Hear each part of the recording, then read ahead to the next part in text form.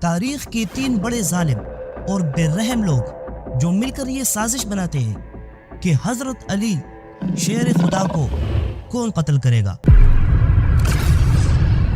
Islamic umpire کے چوتھے بڑے خلیفہ حضرت امام علی رضی اللہ عنہ، جس کی خلافت میں مسلمانوں کے درمیان 3 بڑے وارز ہو چکے تھے،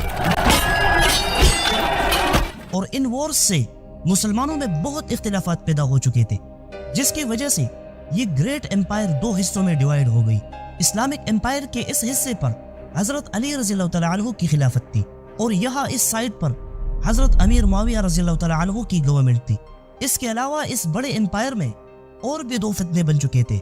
ان 2 فتنوں میں سے ایک فتنہ سبائیوں کا تھا، جس کا آغاز عبداللہ ابن سبا نے کیا تھا، اور ہم اس کی تفصیل پچھلی ویڈیوز میں بتا چکے ہیں۔ سبائی گروپ میں زیادہ تر لوگ حضرت عثمان رضی اللہ تعالیٰ عنہ کے قتل میں انوالو تھے، اور یہی لوگ خود کو سزا سے بچانے کے لیے مسلمانوں کو ایک دوسرے سے لڑواتے تھے، تاکہ مسلمان ایک دوسرے سے جنگ میں بزی رہے اور ہماری طرف کسی کا دھیان نہ رہے۔ دوسرا بڑا فتنہ اور گروپ خوارج کا تھا، اور اس کی تفصیل بھی ہم بتا چکے ہیں۔ خوارج کا یہ فتنہ حضرت علی رضی اللہ تعالیٰ عنہ اور حضرت معاویہ رضی اللہ تعالیٰ عنہ کے درمیان ہونے والی جنگ میں کریٹ ہوا تھا، جسے جنگی صفین کہا جاتا ہے۔ خوارج کا یہ فتنہ اتنا بڑھ گیا کہ اب اس فتنے کو جنگ کے بغیر کنٹرول کرنا مشکل تھا، اس لیے حضرت علی رضی اللہ تعالیٰ عنہ نے ان کو نہروان کی جنگ میں شکست دے کر ان کی فوجی طاقت کو توڑ دیا۔ لیکن کچھ خوارج ابھی بھی بچ چکے تھے، جو اسلامک امپائر اور مسلمانوں کے درمیان بے اتفاقی پیدا کر رہے تھے۔ اس مشکل حالات میں اکثر حضرت علی رضی اللہ تعالیٰ عنہ کہا کرتے تھے کہ کہاں ہے وہ بدترین انسان جو مجھے قتل کر دے اور میرے سر کی خون سے میری داڑھی بیئرڈ کو رنگ کر دے۔ اور یہ حضرت علی رضی اللہ تعالیٰ عنہ اس لیے کہا کرتے تھے کیونکہ اس کی پریڈکشن آج سے کئی سال پہلے رسول اللہ صلی اللہ علیہ وسلم نے دی تھی۔ آپ صلی اللہ علیہ وسلم فرماتے تھے کہ اے علی، تمہیں تمہارے سر پر مار کر شہید کر دیا جائے گا، اور تمہارا خون تمہاری داڑھی پر بہہ رہا ہوگا۔ اور آخر یہ پریڈکشن پوری ہونے والی تھی۔ خوارج میں سے 3 لوگ ابن ملجم، البرق اور عمر تمیمی، یہ تینوں مل کر جمع ہو گئے اور ایک دوسرے سے کہنے لگے کہ حضرت علی رضی اللہ تعالیٰ عنہ نے ان کی خوارج دوستوں کو جنگ نہروان میں قتل کیا ہے، اور مسلمانوں میں جو بھی وارز چل رہے ہیں ان سب کے ذمہ دار صرف 3 لوگ ہیں، خلیفہ علی، امیر معاویہ اور عمر ابن العاص رضی اللہ عنہ۔ یہ کہتے ہی ان میں سے ایک شخص ابن ملجم کھڑا ہو گیا اور کہنے لگا کہ میں حضرت علی رضی اللہ تعالیٰ عنہ کو قتل کروں گا۔ اس کے بعد البرق نے کہا کہ میں حضرت امیر معاویہ کو ٹارگٹ کروں گا، اور آخر میں عمر تمیمی نے ان سے کہا کہ میں عمر ابن العاص کو ختم کر دوں گا۔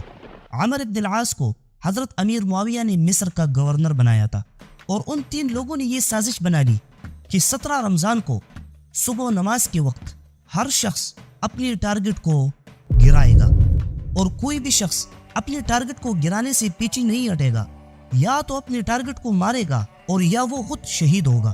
شہید کتنی شرم کی بات ہے!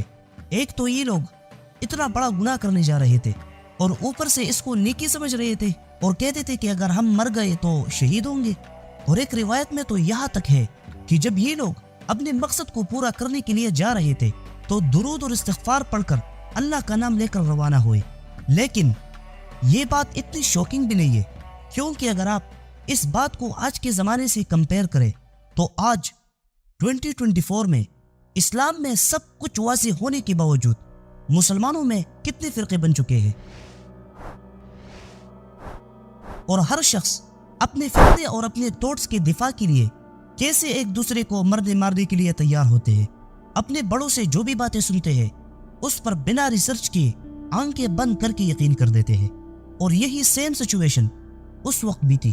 اور یہ خوارج اپنے فتنے میں اتنے آگے بڑھے کہ انہوں نے حضرت علی رضی اللہ تعالیٰ عنہ اور باقی صحابہ کو قتل کرنے کا ایک خفیہ پلان بنایا۔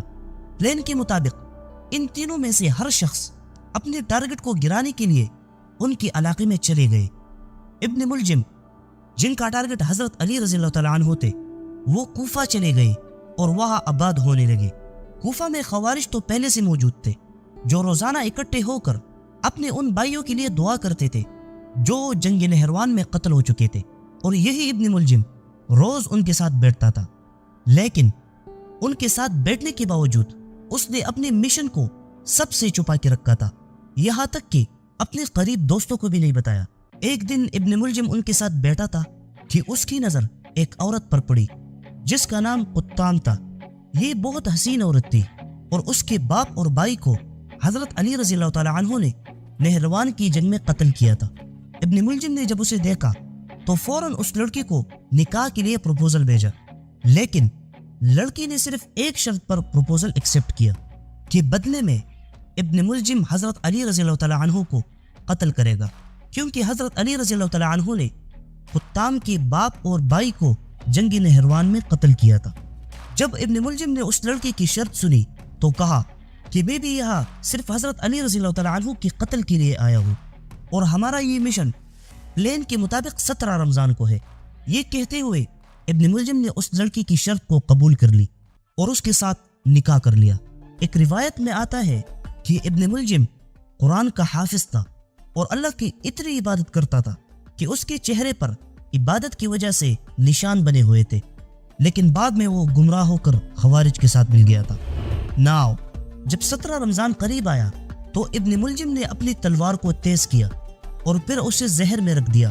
تقریباً 40 دن تک وہ اس پوائزن میں رہا، اور اس کی بیوی جس نے اس شرط پر نکاح کیا تھا کہ ابن ملجم حضرت علی رضی اللہ تعالی عنہ کو قتل کرے گا، اس نے ابن ملجم کی مدد کے لیے اپنی فیملی سے ایک شخص جس کا نام وردان تھا اس کے ساتھ شامل کر لیا، اور خود بھی ابن ملجم نے ایک تیسرے شخص کو اپنے ساتھ راضی کر لیا جس کا نام شبیب تھا۔ اب حضرت علی رضی اللہ تعالی عنہ کے قتل کے لیے 3 لوگ ابن ملجم، وردان اور شبیب بالکل ریڈی ہو گئے۔ جب 17 رمضان آ گئی تو تینوں پلان کے مطابق صبح نماز کے وقت اس دروازے کے آگے بیٹھ گئے جہاں سے حضرت علی رضی اللہ تعالی عنہ نکلتے تھے اور لوگوں کو صلاۃ صلاۃ کہہ کر نماز کے لیے اٹھاتے تھے۔ یہاں تو یہ لوگ حضرت علی رضی اللہ تعالی عنہ کے لیے بیٹھ گئے تھے، لیکن دوسری طرف شام میں جہاں البرق حضرت معاویہ رضی اللہ تعالی عنہ کو قتل کرنے کے لیے گیا تھا، وہ بھی اسی طرح حضرت معاویہ رضی اللہ تعالی عنہ کے دروازے پر آ کر بیٹھ گئے۔ اور یہاں مصر میں عمر تمیمی، عمر ابن العاص رضی اللہ تعالی عنہ کے دروازے کے آگے بیٹھ گئے۔ ناؤ اب بس انتظار تھا کہ حضرت علی، معاویہ اور عمر ابن العاص رضی اللہ عنہ اپنے گھروں سے نکلے۔ حضرت عمر ابن العاص رضی اللہ تعالی عنہ اس وقت شدید بیماری کی وجہ سے اپنے گھر سے نہیں نکلے اور اپنی جگہ خارجہ بن حذیفہ کو امام بنایا، اور جب وہ گھر سے نکلا تو عمر تمیمی کو یہ لگا کہ یہ عمر ابن العاص ہے، تو اس نے فوراً اس پر وار کر کے اسے شہید کر لیا۔ پھر بعد میں عمر تمیمی کو پکڑ کر قتل کر لیا گیا۔ البرق جو حضرت معاویہ رضی اللہ تعالی عنہ کے دروازے کے آگے بیٹھ گئے تھے، جیسے ہی حضرت معاویہ رضی اللہ تعالی عنہ نکلے تو البرق نے فوراً تلوار سے اس پر وار کیا، تو تلوار سیدھا جا کر حضرت معاویہ رضی اللہ تعالی عنہ کے لوور بیک میں لگا۔ لوگوں نے فوراً البرق کو پکڑ کر قتل کر لیا۔ حضرت معاویہ رضی اللہ تعالی عنہ شدید زخمی ہو گئے، لیکن کچھ وقت علاج کے بعد وہ بالکل ٹھیک ہو گئے۔ حضرت علی رضی اللہ تعالی عنہ جو اپنے گھر سے نکلنے والے تھے، آپ رضی اللہ تعالی عنہ کو کیا پتا تھا کہ 3 لوگ دروازے کے باہر تلوار کے ساتھ ان کا انتظار کر رہے ہیں۔ جیسے ہی حضرت علی رضی اللہ تعالی عنہ اپنے گھر سے نکلے تو سب سے پہلے شبیب نے ان پر حملہ کیا، لیکن حضرت علی رضی اللہ تعالی عنہ نے خود کو اس وار سے بچا لیا اور تلوار جا کر ایک باکس میں لگی، لیکن دوسری طرف سے ابن ملجم نے آپ کے سر پر وار کیا۔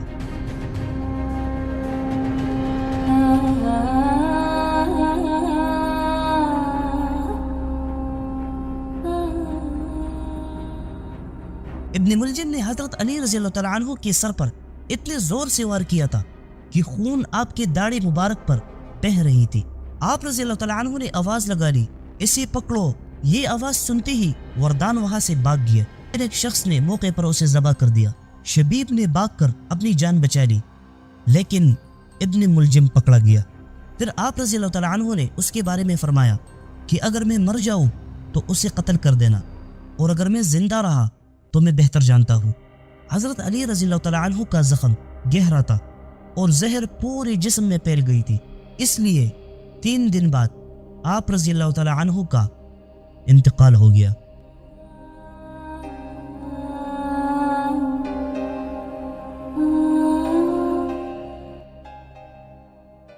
نیا خلیفہ حضرت حسن رضی اللہ تعالیٰ عنہ 6 مہینے بعد اپنی حکومت حضرت امیر معاویہ رضی اللہ تعالیٰ عنہ کے حوالے کرتا ہے۔ حضرت امیر معاویہ رضی اللہ تعالیٰ عنہ 20 سال بادشاہت کرتا ہے اور پھر یزید کو اپنی جگہ اس پورے امپائر کا نیا بادشاہ چوز کرتا ہے۔